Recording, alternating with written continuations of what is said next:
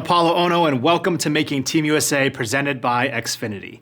We're now 2 weeks away from the start of the Milano Cortina Winter Games, and this is a weekly series that I hope provides you with a window into the minds, the sports, and the stories of the athletes looking to join Team USA, the toughest team to make. This week, we're looking at all things Alpine, the epic stories of America's returning stars and those still in the making. First, we get a chance to speak with Paralympian Andrew Kurka and then Olympian Bella Wright. All right, Andrew, nice to meet you, man. Thanks for taking the time to jump on with us for this show, Making Team USA. I want to dive right in because your story is amazing. It's inspirational. It's heartbreaking. It has all these like emotional textures and moments that I think I really want to touch upon. So correct me, I'm just going to briefly run through some of this, right? Because correct me if any of this, I'm missing some stuff, but let's just dive in. So your first identity was obviously built on the mat, right? This was where you kind of really drove. You were a 6-time Alaska wrestling champion. Your Olympic dreams ended in a horrific ATV accident when you were only 13 years old. You rebuilt all of this from zero into monoski, and you became Alaska's first Paralympic medalist, and now you fly guests into the Alaskan wilderness for your accessible lodge, which is the golden standard. So, like, that's a lot to have happen to a 13-year-old. Can you just, why don't we start here? Like, walk me through what that was like, right? Your original aspirations and dreams. I used to live with wrestlers, so I'm very familiar with the kind of psychology and uniqueness that you and many others have within your own psyche. But I'd love to hear from your experience about like what that was like. Absolutely. So leading into that sad moment, I think, and this is something that I think we're going to touch on a lot, is grit in my life. You know, wrestling is something that contains a lot of grit. Like, you can't be a good wrestler without it. You have to be extremely committed, and you have to be willing to basically fight someone on the wrestling mat. And that grew for me as a young age because I grew up on a farm. And that was the very first sport that was ever introduced to me. And it was something that I really, really loved. And I had a wrestling coach that told me, you know, in this moment now, I had just won my very first state championship. He said, in this moment now, remember that there's always going to be someone better. And you kind of have to have that, like, that gritty mentality to be a wrestler, you know, to say, no, I'm gonna be the best. I want to be the best. And Apollo, you know that, like, you have to have that mindset of, I want to be the best to be the best. And that was when that dream grew for me. It was, remember in this moment, now there's always going to be someone better. And it was some of the best coaching advice I've ever received in my life. It was from that moment I wanted to be the best in the world. And when I was 13 and I broke my back in that ATV accident, and it was just an ATV fishing accident. You know, I was going fishing just like any normal 13-year-old in Alaska. Like, it's just what we do out there in the outdoors and in the wilderness. And it flipped the four-wheeler, it landed on me, and I became paralyzed, and I had to grow this new identity as an individual. And I was lost. I can tell you, I was lost for 2 years. My entire identity revolved around becoming better, not about accepting myself and being better, but about like walking again. My identity became about walking again. It became about who I used to be and not about who I wanted to be or who I could be.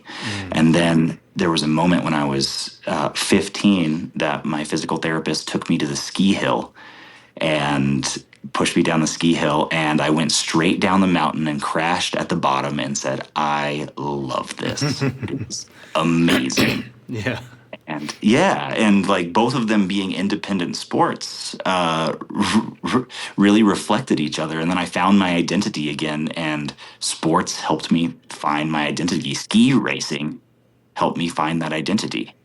Yeah, that's really powerful. And can you, I mean, I can't even imagine what that was like. I mean, that must have been, I mean, you're swimming for new identity, everything that you had been building up to that moment and then at the snap of a finger, you have to face this like really stark reality about how to begin again. I mean, forget about like the sport, but you said like you learned how to walk. Like this was the priority. How do I walk again?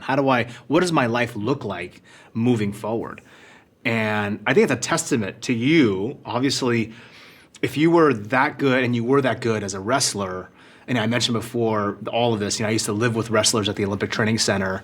And I really liken a lot of my own personal success to spending those times in the Olympic Training Center, Colorado Springs sauna, listening to the conversation these guys would have, them cutting weight. It was a different level of psyche. And so I can only imagine what that was like for you. But now you're in this new sport, right? This new arena. You're obviously not you're not any stranger to cold growing up in Alaska. That's incredible. But that first moment when you went down, like what was that light switch? Why, like what really drew you into believing that, I think I could actually do something here that's extraordinary? The moment I decided that I really loved ski racing was that exact moment that I went down the mountain. And I hate to say it, but it was an epiphany where I realized that I could. And for so many people who become disabled, there's so many people in life, they're kind of stuck in this mindset of I can't, or I shouldn't, or I won't, or what if. And I don't play that game. I was stuck in that game for 2 years of my life. What if I don't get better? What if I don't do these things? What if I'm not who I dreamed of being? What if I'm not this amazing wrestler? What if I kept losing this identity that was me. And then the moment that I pushed down the mountain and I fell at the bottom, I felt alive again. And I said, you know what? This is it. Yeah, like this is what I want to feel. It's it was that same feeling as the moment the whistle blows on a wrestling mat.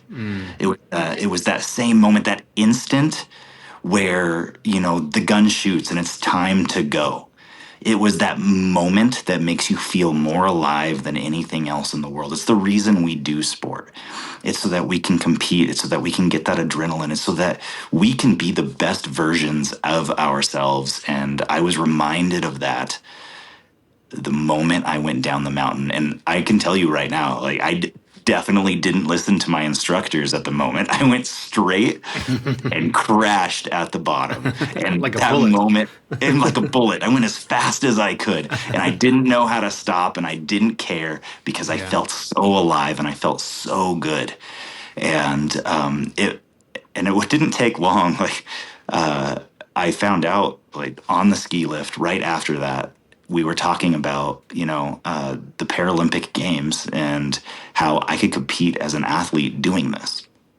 And in my mind, I was like, this is everything that I've ever wanted. This is everything that I fought for as a wrestler.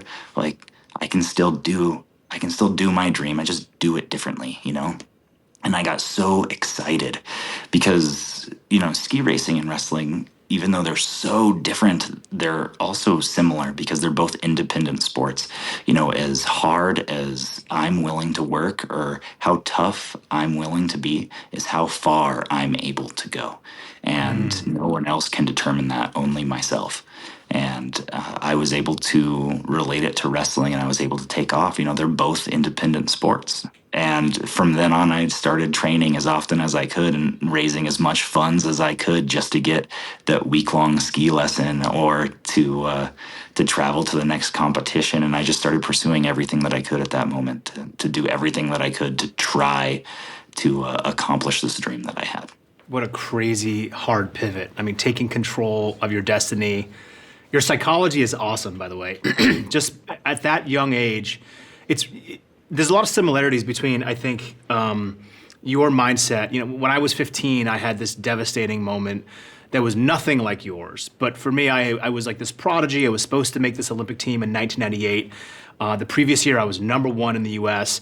And then when I went to the Olympic trials, I finished dead last. And so there was like this quiet silence that occurred. And I had to come to grips with like, what do I want to do? Do I want to take control over my destiny with no outcome, right? The outcome is always a little bit uncertain. Sports is so volatile. The conditions are always changing. Things happen, but there's this risk taking, there's this commitment, there's this idea of jumping in or going into this thing without having a guarantee of having success. Like that uncertainty is really powerful. So I relate a little bit around your psychology at the age of 15.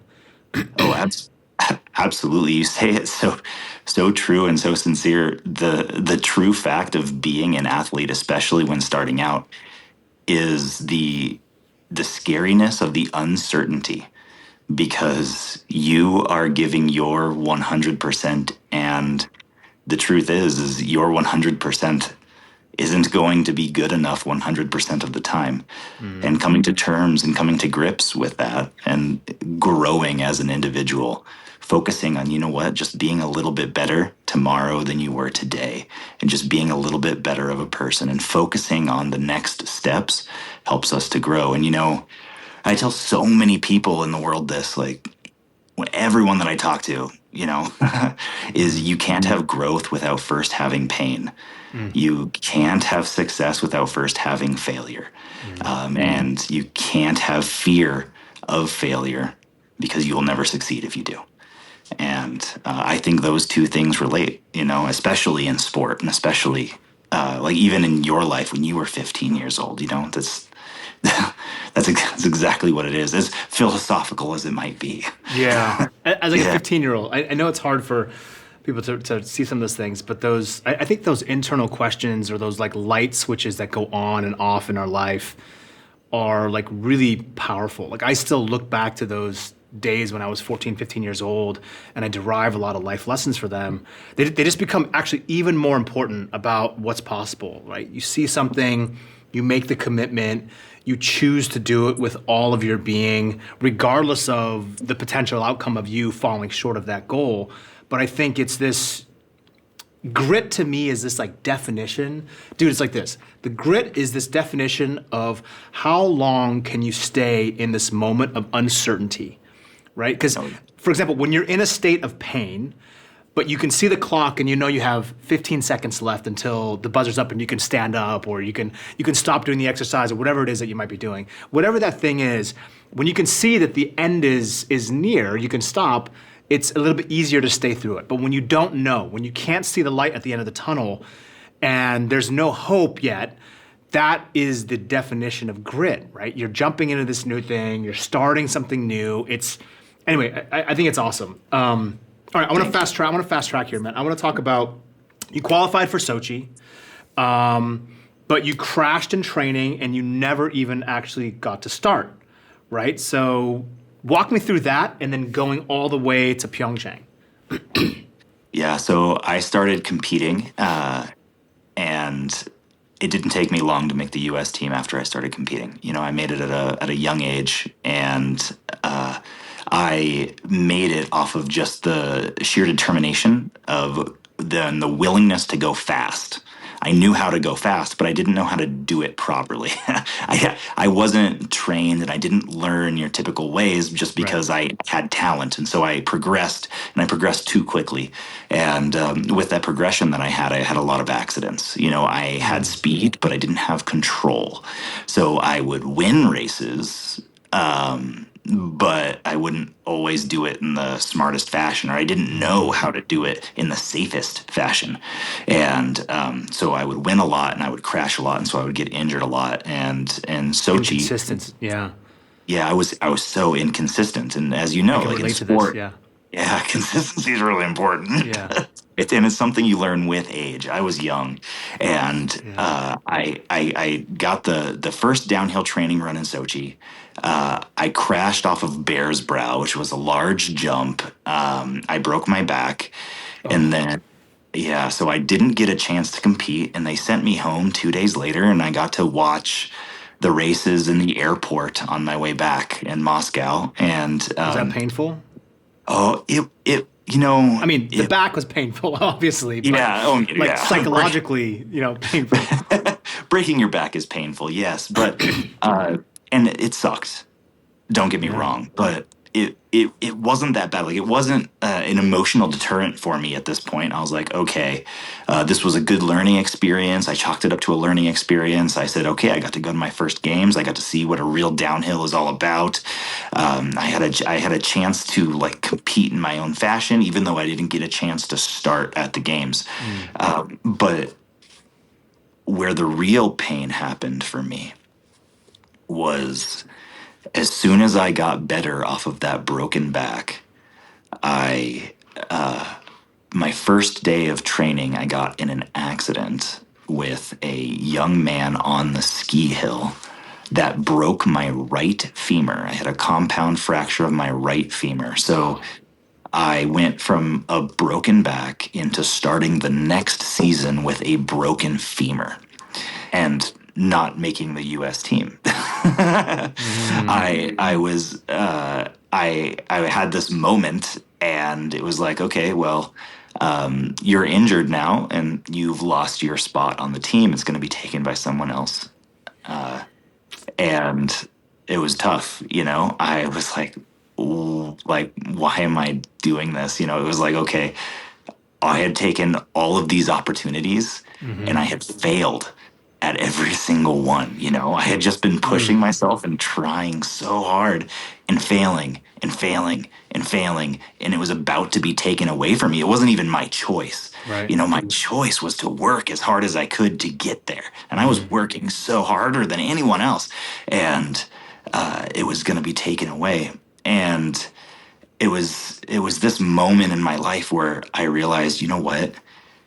This is what people mean when they say it's not about the product, but it's about the process. It's about the journey that gets you there. And I said, you know what? If I continue with this and I still succeed, then I earned it. I earned it. Goosebumps. And I wanted to earn it. I wanted to earn it. And I said, I'm going to earn it. And I got 2 races that year. One was World Championships. I got chosen for the World Championship team because I was still qualified. And the second was Nationals. And I got a bronze at World Championships, solidifying my place on the team for the next 2 years. And then I won Nationals. Nice. And I solidified my place on the team for the next 2 years.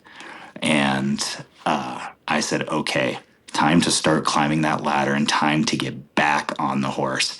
And I put it in my back pocket and I said, okay, I am good enough. And I know that I am good enough now if I just make myself a little bit better every opportunity that I get. I could be the best in the world. And I knew it. I said, I have 4 years now. I can do it. And I did. Wow.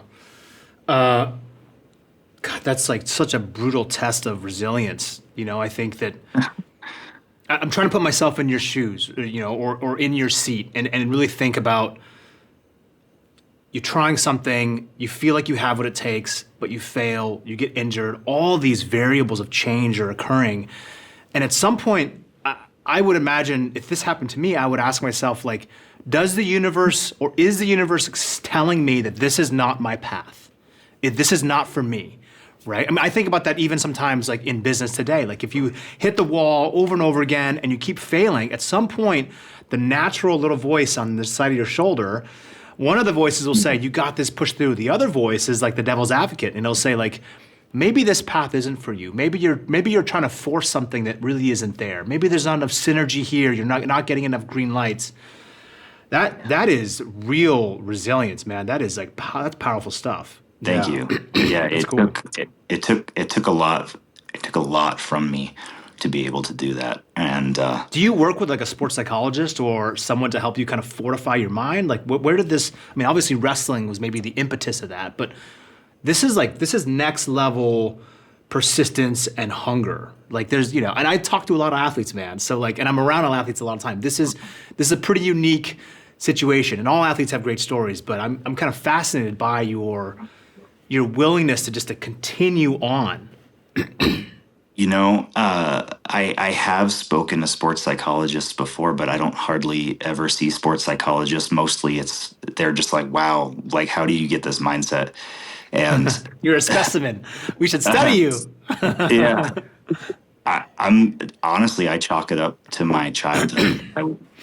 I was raised on a homestead in Alaska. I was raised out in the boonies in the rural middle of nowhere, where you wake up at 4 a.m., you chop firewood, and the only way you have heat in your house is by chopping firewood or by getting to work. And I think a lot of that grit and resilience I can attribute to my childhood.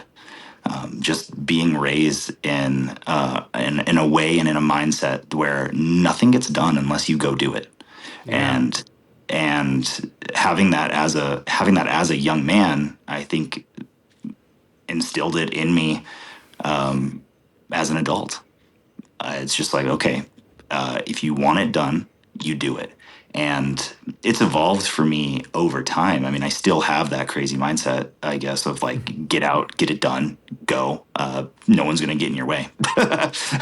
And those who help you on the way are there to help you to do it. Yeah. Those Right. are the people that want you to succeed. The Dr. Seuss said, "Those who mind don't matter, and those who matter don't mind." That's You right. know, I love Dr. yeah, yeah, Seuss. me too. And is it was ever so simple for me. It was just that mindset of, okay, go do it. And as I got older, I started to understand that, especially if I'm passionate about it, that it was the right thing to be, because I do not regret a single moment that I work for my passion, that I work for something or someone that I love. I don't regret it. And if it's a passion of mine, being the best in the world was a very strong passion of mine, is a very strong passion of mine. Being the best version of myself that I can be is a very strong passion of mine. If I'm pursuing a goal that I think is in line with that, then I don't quit.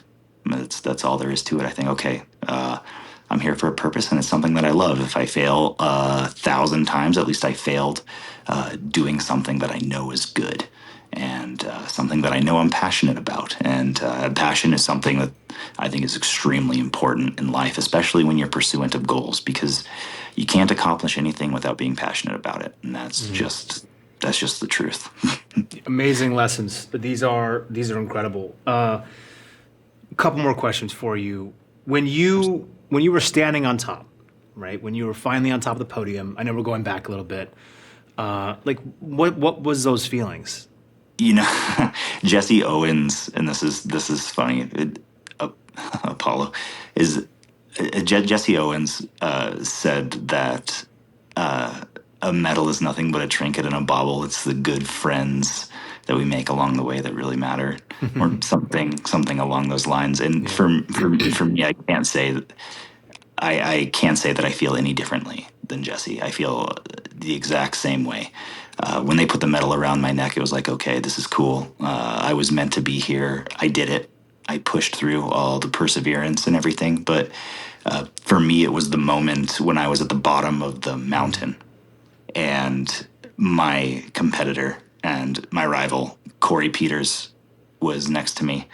I was in gold. He was in bronze. And I'm like, okay, this guy could do it. This guy could come down. You think he could win? And Corey like taps me on the shoulder. He's like, man, no one's beating you. You did it.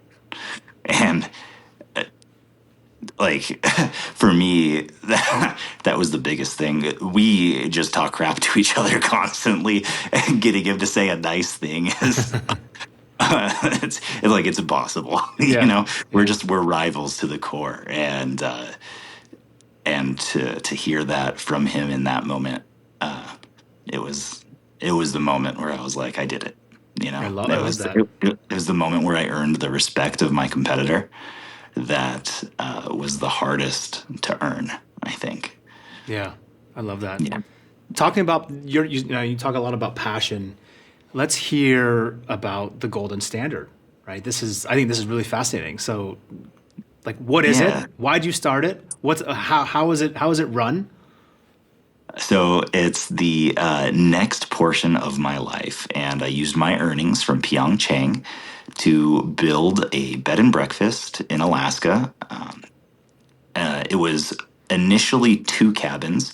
It is now 5 cabins on an airstrip in Alaska, and I have a small airplane hangar. And I built this bed and breakfast Hold on, because where in Alaska is this? it's in Palmer, Alaska. It's in Palmer, Alaska. Okay, Palmer, Alaska. And Okay.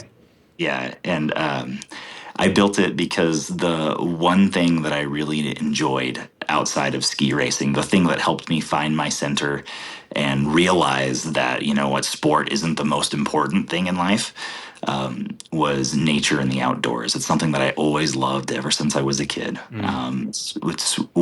It's raw, it's beautiful, and in Alaska, it's it's hard to explain, but with the bears and moose and outdoors and wilderness, it's unforgiving, and that's Unforgiving. something Yeah. completely unforgiving. And you know, there's so many aspects of my life that are so unforgiving. It's something that I've just found to be so true to myself in my life. And it's something that I pioneered because after I became disabled, I said, this is something that I still love. It's something that I still want to do. And I'm going to do everything I can to do it. So I pioneered, fishing in Alaska with a disability, kayaking, canoeing, figuring it out. I figured it out. I figured out how I could get out in nature, how I can experience it the safest way possible. And I want to share that with other people who got disabled. And so I built this bed and breakfast so that people with disabilities can come up. They can experience Alaska with me. I can show them how to experience Alaska. I can show them how to experience nature, something that a lot of people with disabilities don't get the opportunity to do or don't think that they get the chance to do. And it's something that I'm extremely proud of and something that I love. And I've grown a few different aspects to my bed and breakfast. I'm a boat captain and I'm a pilot. And these are things that I was passionate about, so I was able to go do them, and I just did it. Anybody with a disability who can come up to Alaska and visit my bed and breakfast, I'm more than happy to take them flying, or take them fishing, take them out so that they get a chance to experience Alaska in ways that they never thought they would get to before. You know, it's easy for someone to just be able to go out and take a jog down a creek or go out and take a hike up a mountain. But for people with disabilities, it gets a little more complicated than that. You know, if you want to touch a glacier with your hand, then it's a lot easier if I land you right there with a plane. Or So cool. That is so cool. You just got to do it in a different way. That's all. Yeah, kudos to you for all of America who's watching this. The golden standard. I mean, what you're building, what you built is remarkable. Your career is still going on. I want to finish with one kind of quick question, and this one, take your time if you want to think about this, but this is important because if you could go back to the moment after the ATV incident and tell your 13-year-old self in one or two sentences what was coming, or what would you say to yourself then, having had all of these experiences and proving to the world, proving to yourself of all these amazing things? Because at that age, 13 to 15, being in this uncertain, feeling lost and quiet and in solitude almost, I can only imagine how difficult it was. But now knowing what you know, what would you say to yourself after that moment? I wouldn't tell myself anything thinking back on it. Man, I really wouldn't, because I would want myself to suffer and go through everything that I went through to get that success. Wow. But I can tell you right now that that young man would be very proud of the man that I am now. That's awesome, man. That's really awesome. And that's something I think about often. Yeah. Is I would be very proud of myself. I am proud of myself. We are all proud of you, man. I have this conversation. I have so many goosebumps from this conversation. You're just like, It's amazing. Your story is incredible. You know, what you're doing is amazing. Your sport is, by the way, we didn't even touch on your sport. Your sport is completely madness. It's just like you're going so fast. I can't believe I do it. I travel all the way around the world to race other people for 1 minute. Yeah, like a bullet. It's like literally Crazy. just flying down. Crazy. Yeah, it's really, really cool. Well, thank you. Thank you for sharing your story. I think that there's so many people in the world now that just like, this is, I'm telling you, man, this is stuff that we all need. And we need reminders of what the human spirit can do, I mean, so many times throughout your story, I see you going back to, you know, the friction is such a critical piece of your growth in your life.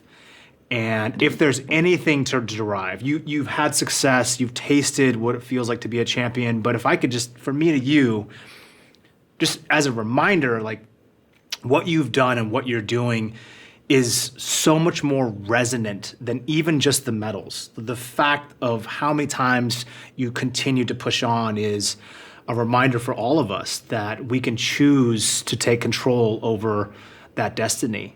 And it's really cool to see. So I'm grateful to take some of your time today and for you to talk to us and share your story about, you know, making Team USA and what it's like, the texture and the challenges, the friction, the grit.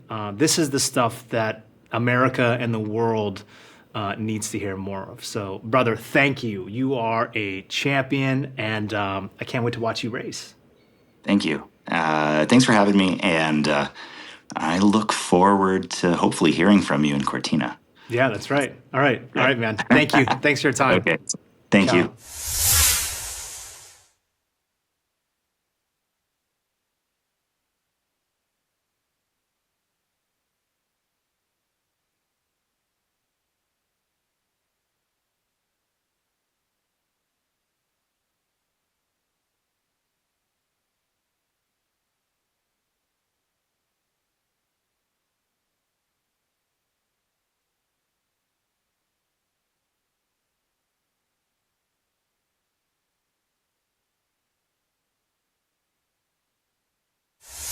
All right, Bella Wright, thank you so much for joining us on Making Team USA, the hardest team to make.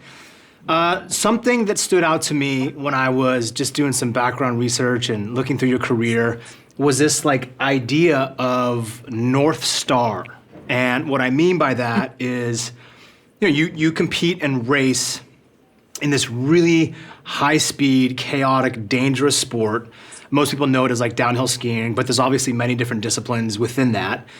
And you've always said, at least from what I've kind of gathered energetically, you want to do it kind of on your terms, but also aligned with your values. So what does like your true north or your North Star mean to you? I love that.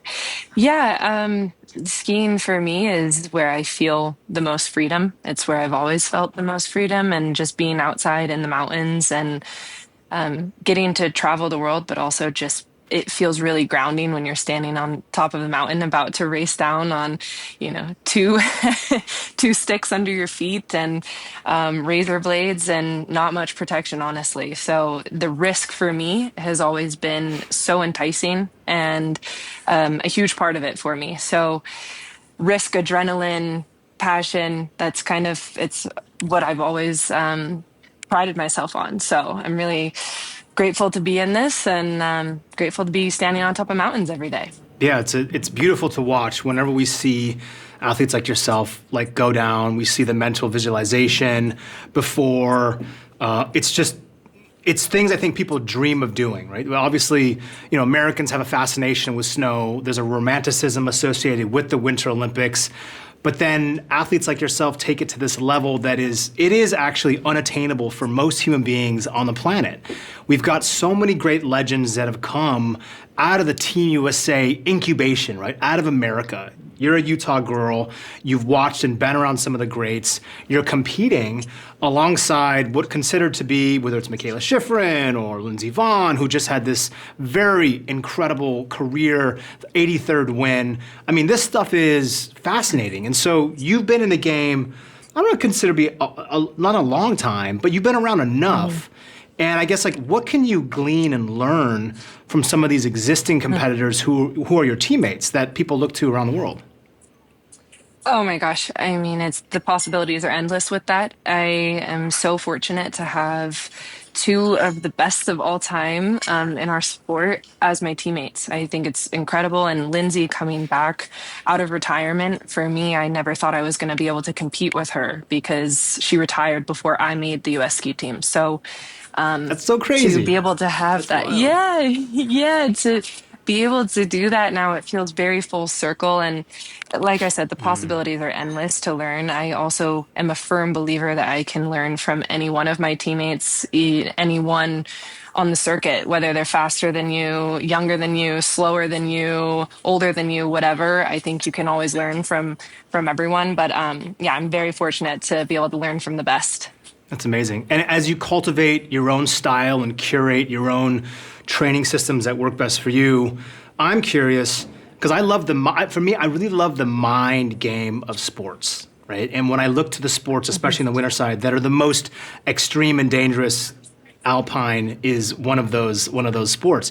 So when you do have this moment where I know you're with your coaches and I don't know who else is kind of accompanying you as you go up the mountain, right? There's this period of time where you're kind of going up and then I'm assuming there's like a heat box or something or some like maybe like a preparation area. Is that right before you get called? Yeah, we do have a team hospitality, is what we call it. So you go in there in between warm up and before your run, and that's kind of where all the athletes are warming up, doing their off snow kind of program and routine. And so it's kind of a little bit of a gathering area for everyone, and everyone just hangs out and gets ready for the day there. Is that area where you say the off snow routine, is that like a combination of like calisthenics or like maybe call it like dryland exercises that prep your body, or is this like the mental visualization part, or is it a little bit of everything? It's a little bit of everything, and it's also unique and individual to everyone. It's a lot of dry land, kind of that preparation of, okay, I'm going to start warming up at this time and move my legs, and you can do physical therapy in there. There's kind of endless things you can do, whether it's on the spin bike or doing plyometric stuff. So it's kind of whatever you need that day or whatever your routine is. So everyone is kind of moves around each other. We have stuff everywhere, but everyone knows the game. And there's also a lot of people with headphones on, visualizing, staying in the moment, and getting ready for the big race. Yeah. Why don't we jump into like the risk comeback side of your story? Because I know that you've battled some like legitimate real injuries, but you keep coming back to downhill. So it's one of the highest risk sports, that we know in the winter space. So talk to me about like what was the injury or the moment that you felt like the comeback was just a clear, obvious decision for you?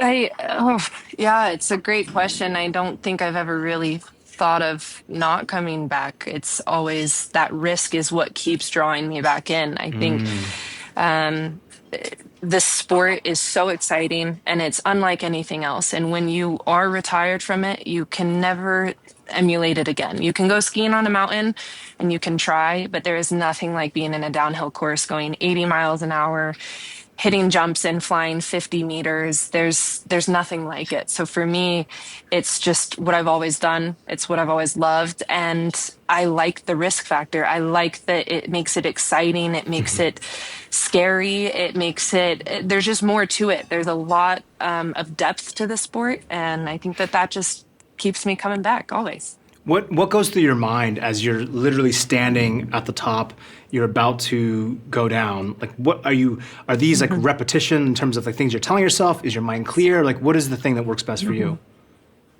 I'm a very instinctual skier. So the less I can think, the better. The more I can just go with the flow of things and just let myself naturally ski.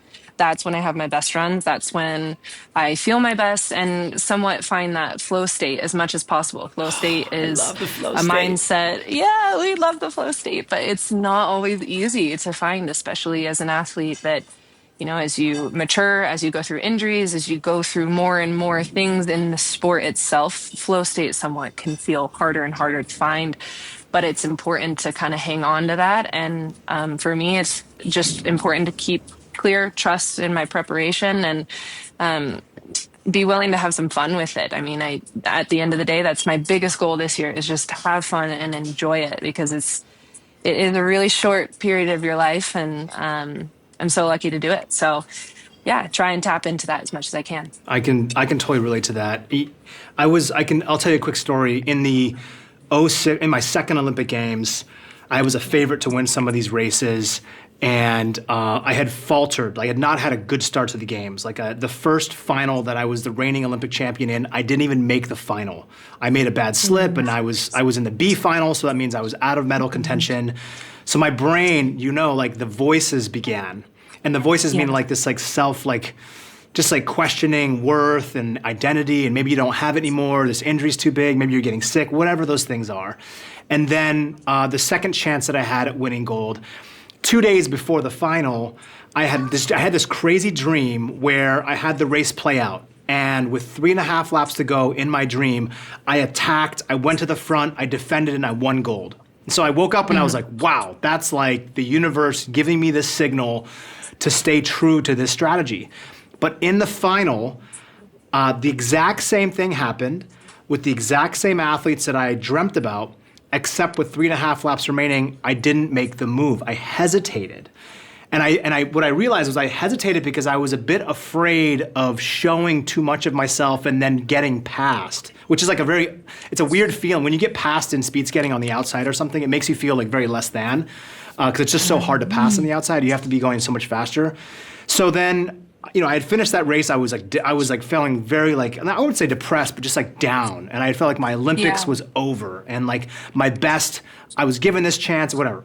And then so on the final, this is where I get to the point. On the final day of my individual competition, which was the 500 meters, I had not been performing very well in this race all year.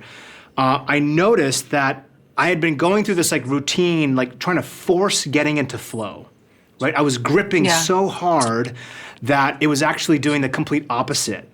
It was making me tense and tighten up. And I don't know if you can relate to this, but instead of doing my warm-up on the inside of the ice rink, which is a very closed-off, designated area where the officials can watch you and monitor what's going on, I just said, screw it. And I went outside. They did not like this. So I went outside, and I just ran on the outside perimeter of the Torino ice rink. And I had the sun shining on me, and I felt so free. And in that moment, I remembered what you said was about joy and play and fun. I was like, oh, this is why I started the sport. This is the important stuff. And then I went and I won gold. And it was amazing, right? So I think a lot of times in all of our careers, it really feels because there's so much pressure, right? Because as we get older, we tend to care a lot more about the result. And we sometimes lose that track of well, why did I begin doing this in the first place? It's because of this love for what it feels like, this flow, this dance with danger and performance and all this cool stuff. So I'm glad you brought that up. I think it's really important for people to know how powerful it is to play and dance. Speaking of play, this is a little bit different, but I was looking on your social. I was looking at your Instagram, and you've got this really cool photo of you with your arms crossed, and your helmet is kind of facing the camera. And I don't know if it's a snow leopard or a tiger, but it is so freaking cool. And I was looking at this before I was talking today. I was thinking, where does this look so familiar?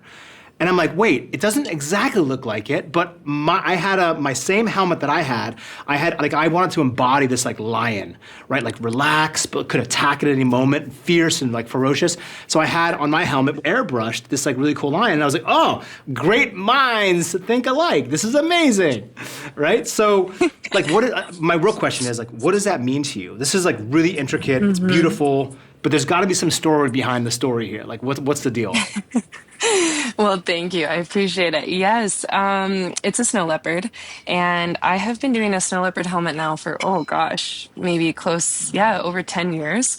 And it's the one thing in our sport, as you know, you have this uniform, and you tend to look like everyone else, and yet it's hard to express yourself. Yeah. And the helmet for me became this way of, I can express myself through this artwork, and found an amazing artist, hand airbrushed, just like you were saying. So cool. And I have all these little things like I'm wearing leopard right now. It's just very me. It embodies. I think that snow leopards, they're like the ghosts of the mountains. They're just amazing creatures, and I'm a huge animal lover.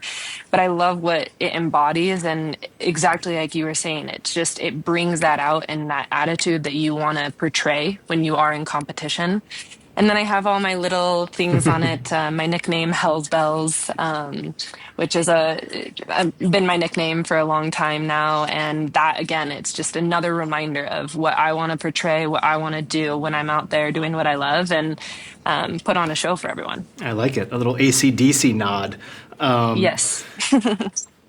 What's interesting? I had a conversation earlier today with another athlete who kind of has this own kind of feel and vibe, and her nickname is the Biathlon Bandit, where she wears like cowboy boots and this like cowboy hat. It's like she's like the nod to Montana. I think, because I don't see anything here for any merch or any way to support you, you need to have some IP around this leopard. This is like really cool. This is your vibe. This is your energy. And more importantly, you mentioned about your love of animals. And I just learned that you have been, and correct me if I'm wrong, are you like a lifelong vegan? I am. Okay, yes. So there's only a couple of other athletes that I know of who have been at your level who've been fully vegan. One of them is actually a speed skater named Kristen Santos. I don't know if you know Kristen. She trains in Utah. Yes. And when she turned her entire life to be focused on being vegan, her performance like skyrocketed. She's had like some injuries here and there, but she's a rock star. Walk me through how this has been for you. So lifelong, mean like when you were very young? Like how does this work?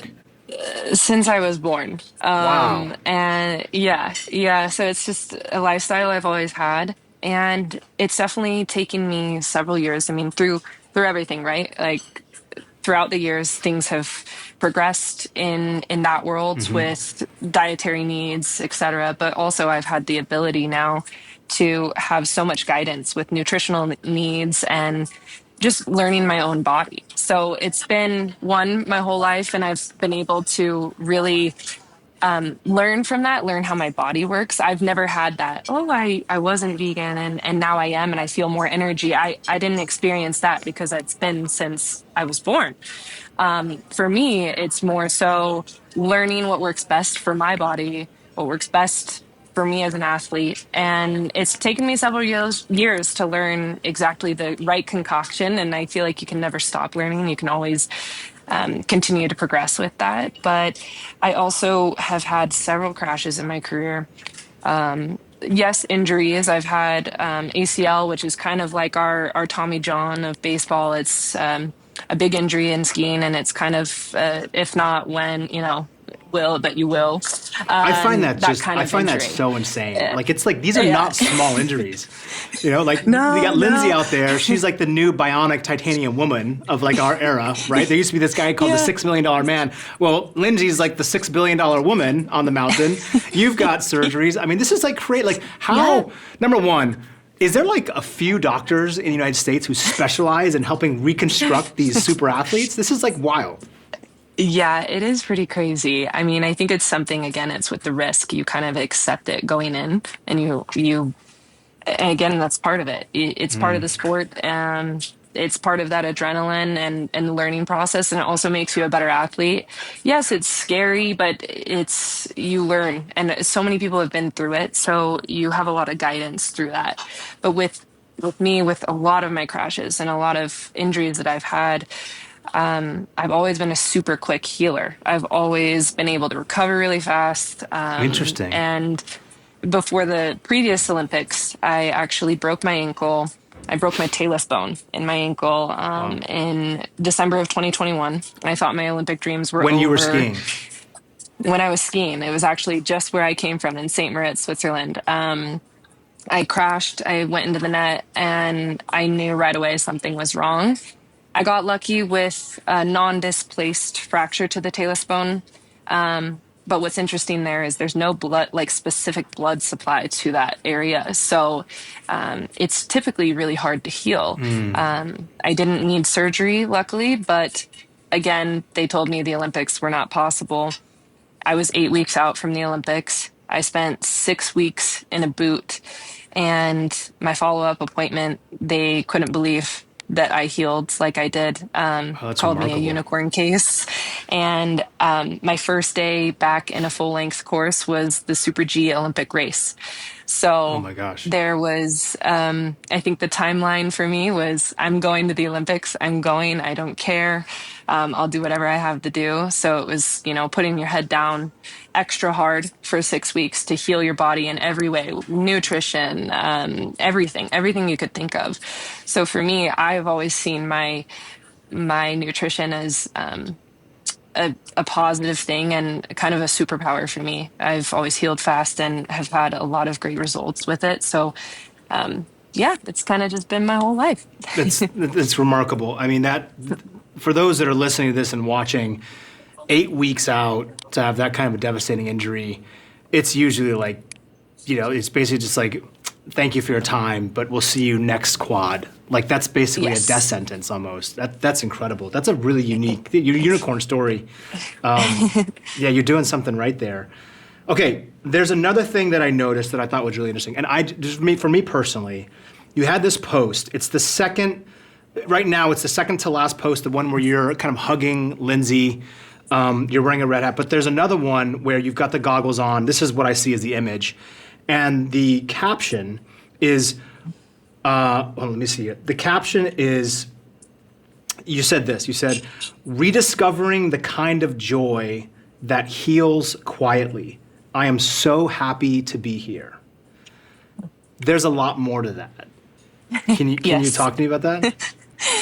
Yeah, these past couple of years have been really hard in my career, especially last year. I found myself in a place that was pretty dark and dealing with a lot of things as a lot of different athletes go through. And there's times where you don't know if there's a light at the end of the tunnel. You're dealing with injuries, you're dealing with the mental game, disappointment, loss, grief.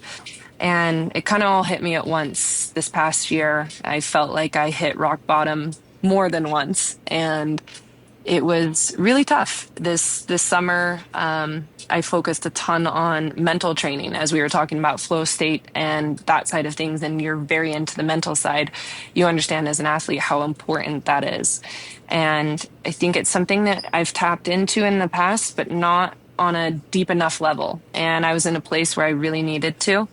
I really needed to make that switch because it was kind of an all or nothing thing. It was, you have to go fully back into this and you have to heal in more ways than one. Or you can go the other way, which is the way I didn't even want to see. So for me, that caption, being back, this was my first comeback race this past weekend at St. Moritz, and I was just genuinely happy to be there. And that joy that we spoke about earlier of why you do it, remembering the why, remembering why you fell in love with the sport in the first place, that is the most healing thing to focus on for me, especially right now. So I'm not a very open person all the time about it and the struggles. I've kept a lot of it to myself, but I'm slowly opening up and slowly, trying to discover that side as well. It can be overwhelming, but it's healed me, I guess, quietly, like I said. But also I think you can see it on me too, feeling more like myself again and just grateful to be here. That's a beautiful journey to mention. I think there hasn't been enough that talks about the complexity of being in sport, the complexity of being in the Olympics. It's a lot, right? It's a lot to manage, to handle. It's a beautiful journey, and with every beautiful journey and story, there's tremendous highs and tremendous lows. And I think, when I read something, when I see those types of things, to me, it's like this beautiful signal of like, wow, this woman has gone through it. She is going through it, and she's talking about this in a way that I think really motivates so many people in the realm of those who are watching. What is it like to make Team USA? What is it really behind the curtain? And this is the stuff I think that it goes beyond medals. This is the stuff that is very human, and whether you compete in sport or not, someone can relate to this. So Thank you for sharing, some of your journey. And I know some of the stuff is private to you, but I've been there. Sometimes it feels like you're in a very small room. I call it like your mind is the world's greatest asset or the world's strongest prison. And sometimes all it takes is to realize all you got to do is turn this way, and there's actually no bars on this side. You just been looking forward the whole time, thinking that you were in this cage when there's another way out. I love that. Yeah, that's great. Everyone's got their own path. All right, a couple more questions, because I know that you're busy. You're still in Europe. There's a lot more to come. The first one is, what is it going to mean for you as you walk into these games representing Team USA? Yeah, I mean, this would be my second Olympics. And the first go around, as I mentioned, was kind of a bit of a mess, but in a beautiful way as well. And I think that experience was just naive in the best way. And now walking into these games, I think it will mean not only that all that hard work has paid off. I think that's an easy way of saying it. I think it's all those hard moments, all the things that you go through behind closed doors. You can now celebrate that, and you can see the resilience and the strength in yourself. And for me, I just want to do this for me this time around, and really embody my younger self. I think of 6-year-old Bella, who just started this sport. I've been ski racing since I was 6.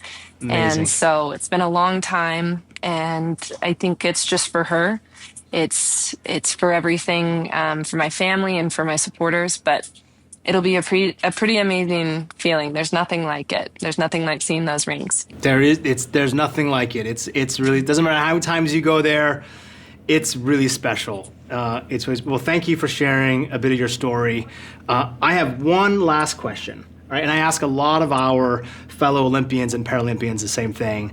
You get to have billboards in every major city, in every major state across the United States. What does the billboard say? It doesn't have to be, look, these questions they don't have to be profound as an answer. I asked a friend of mine, and who was saying, and he said, I just want to put, it's not that deep. he was like, I'm just doing sports, man. He goes, it's not that deep. It's not a big deal. Life goes on. Amore di fate, eventually we will pass, we will die, right? Like our life is but a scratch on a grain of sand in a 1 trillion-mile long beach when you zoom out enough. So, but when you're in it, you feel it. Every inch feels important, right? So anyway, what do you think? What do you want to put on there? Well, the first thing that came to mind was just give them hell's bells. That's nice. My little bit of mantra there. And I think that for me, the meaning is just everything I want to do when I'm on the hill. Give them fully me and do me out there. That's what I want. I love that. Give them hell's bells. Give life all that you have. This is not a practice life. You only get one shot. Bella, Chanel, hell's bells, the snow leopard Wright. Thank you for joining us on Making Team USA. It is a pleasure. I can't wait to see your next merch drop. I'll be the first one to buy and rep these things. Even if they're a little tight, I will still wear them and cheer you on. We'll see you in Milan. Well, thank you so much. Thank you so much. An honor to talk with you. Thank you. Thank you. All right, my friends, we're getting so close to announcing the 2026 Milan Cortina Olympic and Paralympic roster. I had some amazing conversations with Andrew Kurka, Bella Wright, all of their names, their texture of who they are as a person, what they've gone through, all stuff that I can relate to. Hopefully you guys love it, and see you in the next one.